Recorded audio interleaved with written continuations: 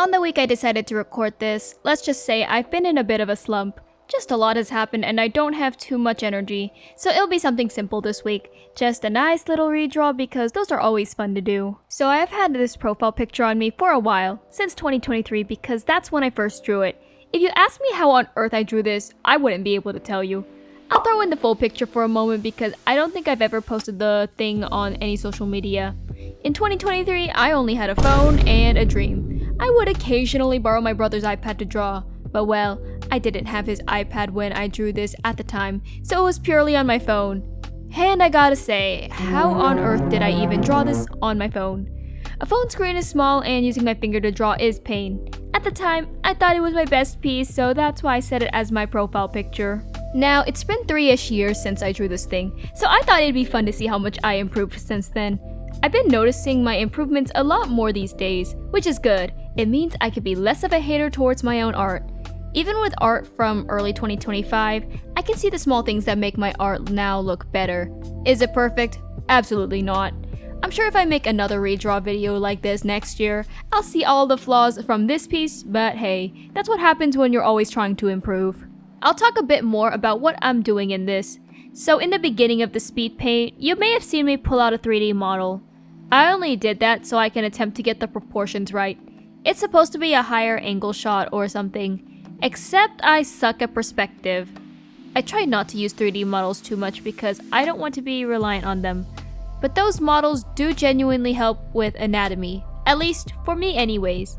I did struggle with the arm placement for an embarrassing amount of time though, because seriously, what am I supposed to do?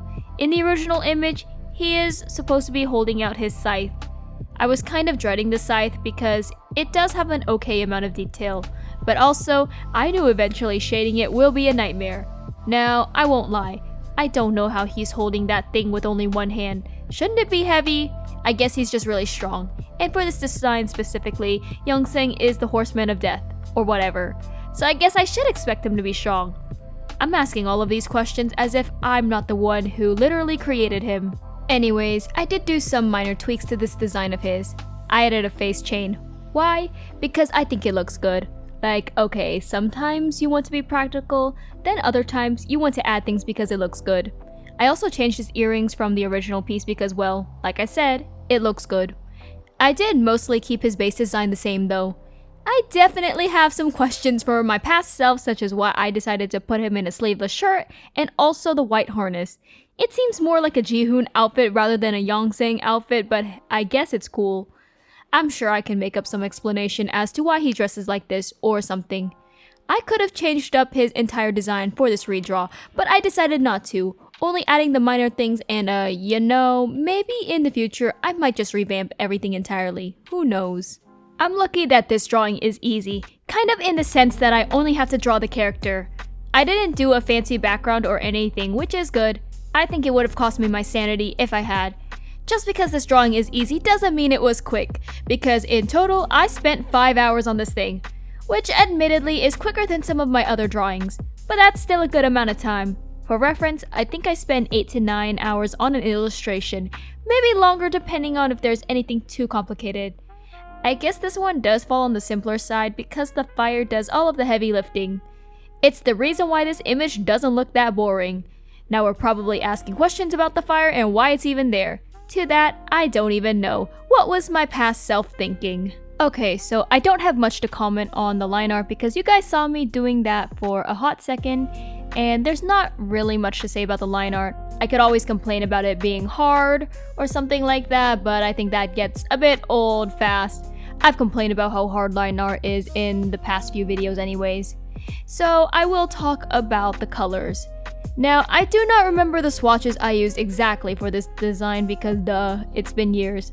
I'm pretty sure I had them saved at least. I just need to figure out which ones it was.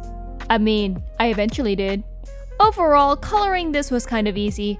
No crazy patterns like, thank God, past me. The moment I put a crazy design in something, it just turns into pain. I can't complain about Youngseng's tattoo though because I made that PNG for it, so that's covered. I think for the shirt and cloak, I did use slightly different swatches than the old picture though. I think the swatches were a lot darker in the original. I used lighter swatches this time because it did not need to go that dark. I'm sure I was thinking about contrast or something. I don't know. Now when it came to shading this, it was pretty easy up until the scythe. I decided to give Youngsang his chapped lips because that's what they were in the original. You probably couldn't see it, but yeah. I put highlights on those chapped lips for some reason in the original. Not here though. If the lips are chapped, they don't get highlights.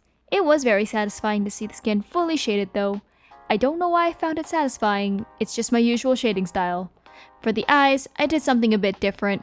I gave him these white diamond pupils. I thought it'd make it a bit more unique, even though I'm sure nobody notices or cares. I think in the original drawing, he has red eyes, but I changed them to purple here.